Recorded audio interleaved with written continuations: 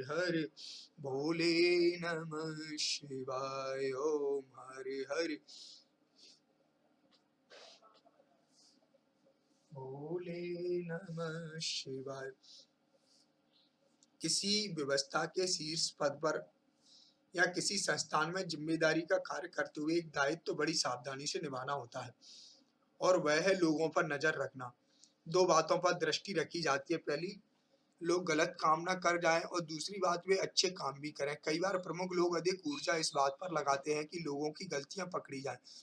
धीरे धीरे आदत सी बन जाती है, और गलती पकड़ने के बाद प्रताड़ना देना, दंड देना, इसी में आनंद आने लगता है।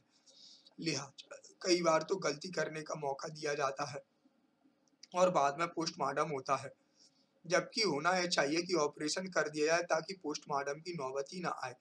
गलतियां ढूंढकर अपमानित करना लंबे समय तक चलता रहे तो कुल मिलाकर काम को नुकसान होता है और लोगों में सुधरने की संभावना समाप्त हो जाती है। अध्यात्म कहता है, भूल किससे नहीं होती, भूल होते ही दंड देने के साथ गलती करने वाले के भीतर की योग्यता, अच्छाई को भी देखा जाए और उसे निखारा जाए। जितना आप किसी के भीतर के अच्छे पहलू को पकड़ें, उतना ही वे अच्छा प्रदर्शन कर पाएंगे।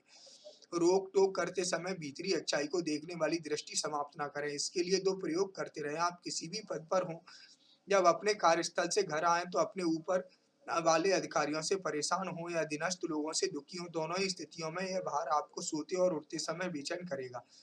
शास्त्रों में लिखा है और सभी धर्मों ने मान्य किया है कि दो समय इंसान अपनी श्रेष्ठता के भीतर जाकर स्पर्श कर सकता है। प्रातःकाल सूर्योदय के साथ उठे और नींद के बाद शरीर जिस विश्राम अवस्था में होता है, उसी में बिस्तर पर बैठकर पूरी खामोशी के साथ आंखें बंद करते हुए अपने भीतर उतर जाए। ये वो समय होता है जब आप पूरी तरह से रिलैक्स रहते हैं, प्रेम, आनंद और सहजता में रहते हैं। इस ताजगी के समय अपने आप से जुड़े रहिए, कोई चिंतन ना करें, बस उस अवस्था का रसपान करें। और ऐसे ही रात को सोते समय जब आपकी भाव दशा थकी हुई हो, दिन भर आप दुनिया से मेल जोल करके लौटे हों, एक वैराग्य सा जागा हुआ हो, एक अजीब सी बेचैनी हो, तो उस समय भी सोने से पहले अपने भीतर उतर जाए। बिल्कुल शांत मुद्रा में खुद से जुड़ जाए और नींद को आमंत्रण देते हुए उसके साथ जुड़े। इन दो अवस्थाओं में खुद से जुड़ने का मतलब है अपनी श्रेष्ठता को स्पर्श कर लेना। ये जुड़ाव आपके कामकाज में बड़ा काम आएगा।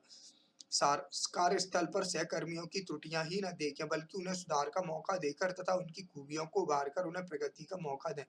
सुबह शाम शांत होकर अपने भीतर गोता लगाएं और अपनी कार्यशैली का अवलोकन करें।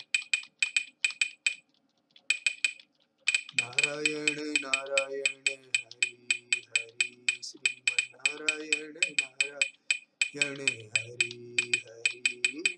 तेरी लीला सबसे न्यारी नारी, हरि हरि तेरी लीला प्रभु है प्यारी प्यारी, हरि हरि श्रीमन्नारायण नारायण हरि हरि।